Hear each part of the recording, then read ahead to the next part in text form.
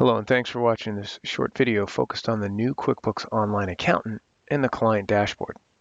As you can see, and very different from the current version of QBOA, when I look at my client dashboard here, I see obviously the name of the client file with some information. By the way, you can have a note here too, and I'll show you where to put that. And you can just hover over and see exactly what the note says. When you hover over the status column and the actual QB icon, you can see the actual level of QuickBooks Online that your client has, as well as the last person who logged in. And then under bookkeeping, I can see changes to the closed books just by clicking in there. A few other items, I'll show you where that brings you. When was the last automatic bank download, right? The downloaded transactions within QBO, when was the last one done? The next pay date due for payroll, we'll see, tax, etc. And then open requests. If you look at a related video on the new QBOA, it's really a portal now where I can request a document for my client to upload and even upload one to them.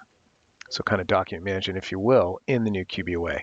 But I can see the open requests, and if say I have 3 requests out there for documents like last month's statement or payroll hours or something like that, it'll tell me what requests have been received in the document space of QBOA. So if I go click on 3 changes to close books, it brings me into the center for the particular client from the client dashboard. Now I'm not in the QBO file yet, right? If it's dark green up here in the header, I'm still in QBOA. But I can look at the balances, so it's like an account watch list. The changes to the closed books, I'd click review now, and that would bring me into QuickBooks Online. Here's 78 unaccepted transactions, 1 check without a payee. So all of this data we are surfacing up so you can prioritize what clients to work on, and even see some detail just by clicking on the client without having to go in or open up the QBO file itself. You can see information on payroll. Here would be where my requests are that I have out, and of course here are the documents that I've either received or waiting to. So if I click on review now, it's going to bring me into the QuickBooks Online file, and you'll notice the header above will turn light blue, and I'm actually in the file, and here are the exceptions to my closing date. So I can go right there. I can easily go back to the client dashboard by going back to practice. There's other ways to get into the client QBO file. I can just click on the drop down and then go to Alvarez Books.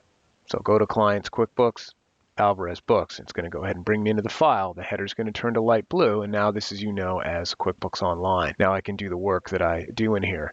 Yes, this briefcase, these are your accountant tools. You can watch that and me playing around in there in a related video. You can also get back to the QBOA client dashboard by clicking on QB Accountant in the upper left of the file you're in. It rolls it over to dark green, and then you're back on your client dashboard.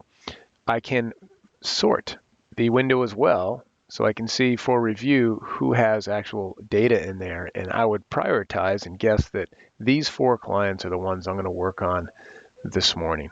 Let's go back into Alvarez Books for a second. And here is the note. So you can actually add a note here, and that's what you see on the client dashboard.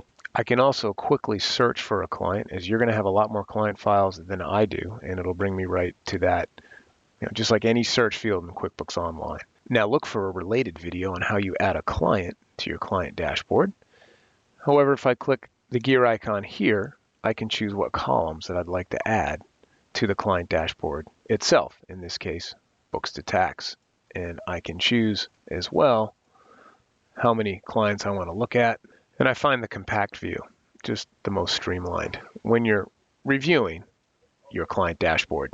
And as you saw from there, you can even include inactive clients to the list. I can even add a desktop client, though we're not going to ping to that, and you're not going to see any information or data surfaced up to you on the dashboard. But you could still add the desktop client to do a request, right?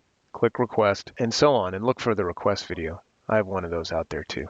So here's the client dashboard for the new QuickBooks Online Accountant. I hope it helps you prioritize the work you're doing and streamlines efficiency, ultimately saves you time and therefore money.